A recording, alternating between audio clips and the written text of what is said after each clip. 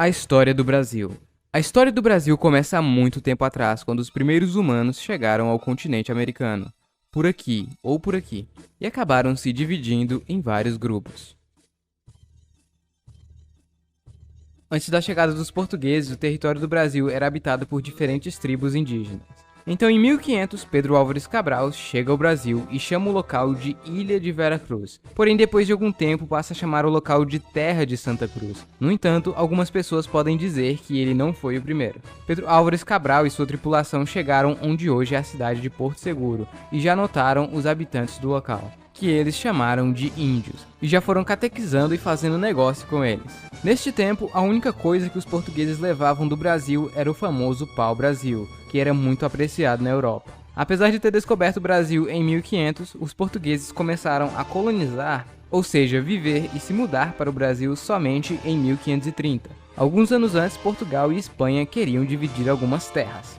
Ah, tipo um pequeno território dos países?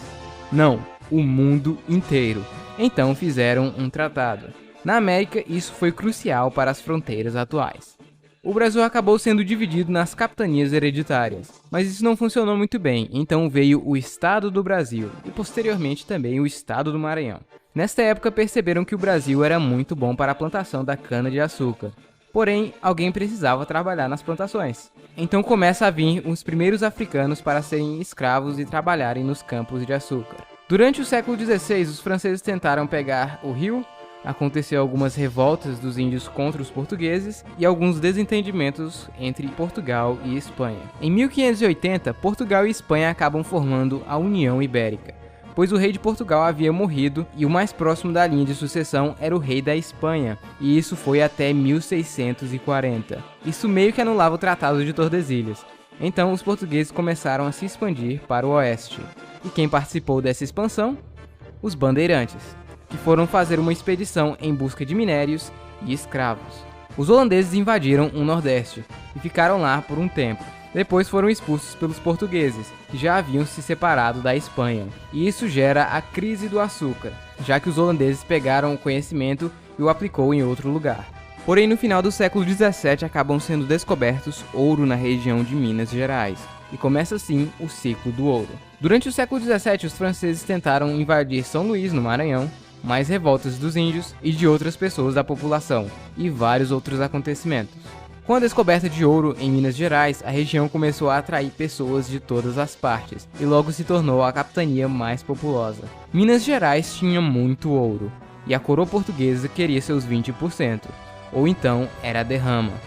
E isso deixou muitos mineiros revoltados. Acontece assim a Inconfidência Mineira. Portugal não gostou nada dessas pessoas conspirando contra ele e declara lesa majestade, ou traição do rei. O único condenado à morte foi um cara chamado Tiradentes. O século XVIII foi muito agitado no Brasil, várias revoltas, conspirações, desentendimentos com os índios, sabe? De sempre.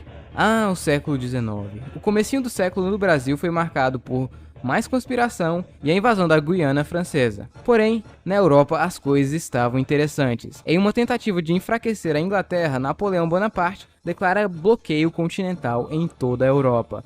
Ninguém deveria fazer negócios com os britânicos. Portugal, no entanto, como tinha uma boa relação com o Reino Unido, fala: "E se eu não quiser?" Então Napoleão invade Portugal. Com isso, a família real portuguesa se move para o Brasil. Mas não só eles, vieram cerca de 15 mil pessoas de Portugal para o Brasil nesta época. Com isso, o príncipe assinou um decreto que liberava o porto brasileiro para fazer negócio com outros países. Assim, ele poderia continuar ajudando os britânicos. Além das pessoas, várias outras coisas valiosas vieram para o Brasil, como um acervo de livros da Biblioteca de Lisboa e várias outras coisas de valor. A vinda da família real mudou o rosto do país, principalmente do Rio de Janeiro. Várias lojas, teatros e joalherias e várias outras coisas foram abertas ali. A arquitetura começou a seguir um padrão mais europeu e várias outras coisas foram criadas, como a Academia da Marinha, Academia Militar, Laboratório de Química, etc.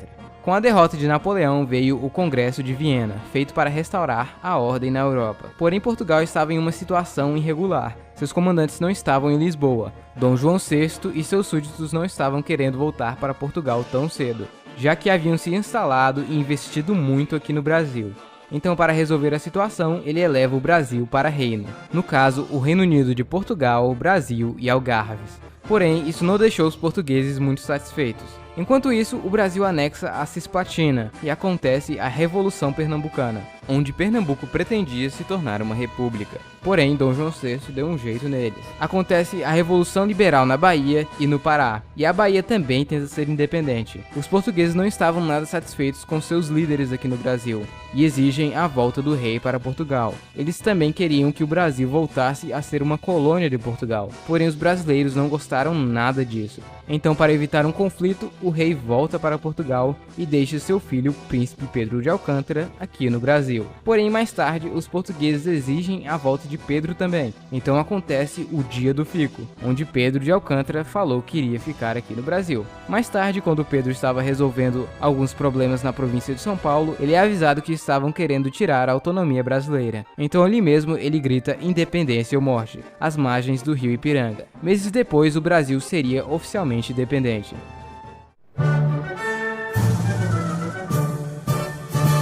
Apesar de dizermos que a independência do Brasil foi pacífica, houve sim uma guerra da independência em várias das províncias do país e nos mares, até que Portugal reconheceu a independência do Brasil na condição de pagarmos uma indenização a eles. Então, Dom Pedro I nomeia José Bonifácio, também conhecido como o Patriarca da Independência, como ministro do Reino e dos Negócios Estrangeiros, e convoca uma assembleia para criar a primeira Constituição do Brasil. Nela havia o quarto poder. Muitos acusavam Dom Pedro de ser um governo autoritário por causa desse quarto poder, já que ele era mais forte que os outros três, e isso em parte gerou a Confederação do Equador, um movimento separatista na região do Nordeste. O movimento falha, porém a um custo muito alto na popularidade do imperador. Mais tarde acontece a Guerra da Cisplatina, onde no fim ela acaba ficando independente e vira o Uruguai. Para manter o Império unido, Dom Pedro faz uma viagem pelas províncias. O primeiro reinado do Brasil foi muito turbulento. Muitos não concordavam com as decisões de Pedro I,